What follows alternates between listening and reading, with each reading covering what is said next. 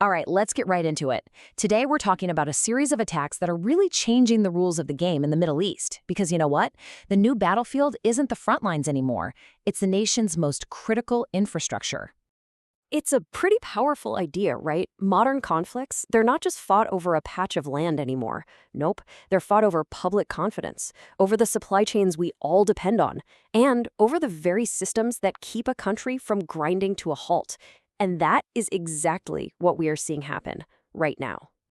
Okay, so to really understand what's going on, we need to zoom in on one city that's right at the center of all of this, Haifa. It's one of Israel's most critical, most strategic hubs. So the first images coming out of Haifa, they were really dramatic. You've got smoke just billowing over this massive industrial area. We later found out a projectile had slammed into a gasoline storage tank. But get this, at almost the exact same time, reports started flying around about advanced projectiles targeting the naval base nearby. Now, Israeli officials, they moved fast, saying no casualties, no hazardous material risk. But the message was already out there. Haifa was getting hit from two sides at once. And this quote just hits the nail on the head.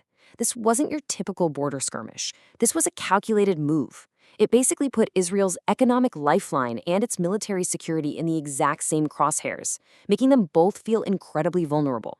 So you might be asking, why does one incident in one city send such huge shockwaves? Well, it's all about what Haifa really represents for the entire nation. And this table here really shows you why it's so important. Haifa isn't just one thing. It's a major industrial hub, it's a military stronghold with a key naval base, and it's a vital economic artery thanks to its port. But, it's more than that.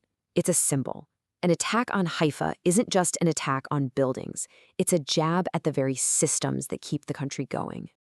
Okay, so here's the really crucial point. While the actual physical damage was pretty limited, the real target was something you can't see or touch. This right here shows that tension perfectly. On the one hand, you have the physical reality. Officials said there was minimal disruption, production was fine, fuel supplies were okay, the system worked. But on the other hand, the psychological damage was huge. It creates this very real fear of vulnerability. It chips away at public confidence, and it makes people start asking, hey, can our leaders actually stop this from happening again? So yeah, the city itself survives, but that feeling of safety, that's shaken. And this brings us to this idea of economic nerves. Think of it as all the non-military stuff that a country relies on every single day. We're talking fuel systems, ports, factories, the whole shebang. When these become the target, the goal isn't really a military victory. It's about messing with the rhythm of daily life and creating a ton of anxiety. And that explains why the official response was so quick. It wasn't just about PR. It was a critical part of their defense. See, in this kind of fight, public confidence is a strategic asset. If you lose that, then every single alert, every siren carries so much more weight down the line. All right, let's zoom out a bit, because this thing in Haifa wasn't just a random, one-off event. It's actually part of a much bigger, escalating pattern of pressure. This conflict didn't just start here. You can see a clear evolution. It began with your classic border fights, military versus military. Then it moved up a notch to direct hits on specific security assets. But now we're clearly in a whole new phase, deliberately going after the kind of strategic infrastructure that impacts everybody's daily life. And this new strategy, it's all about something called the cumulative burden effect. The idea isn't to land one big knockout punch. Instead, it's about repeated, smaller hits on the same sensitive areas.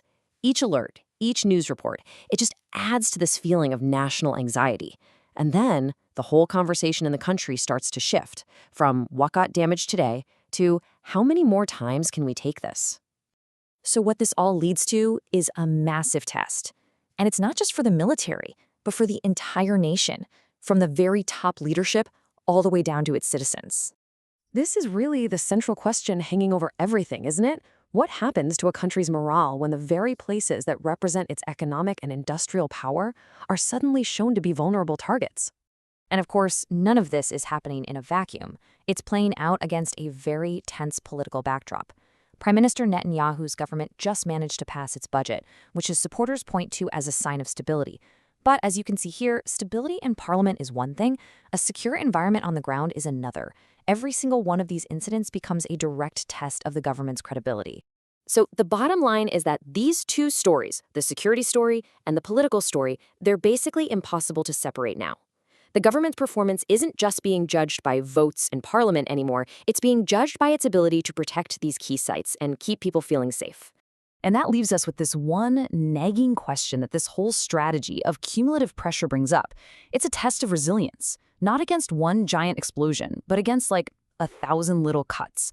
So how many of these small shocks can a nation, its infrastructure, and its people actually take before something fundamental starts to break?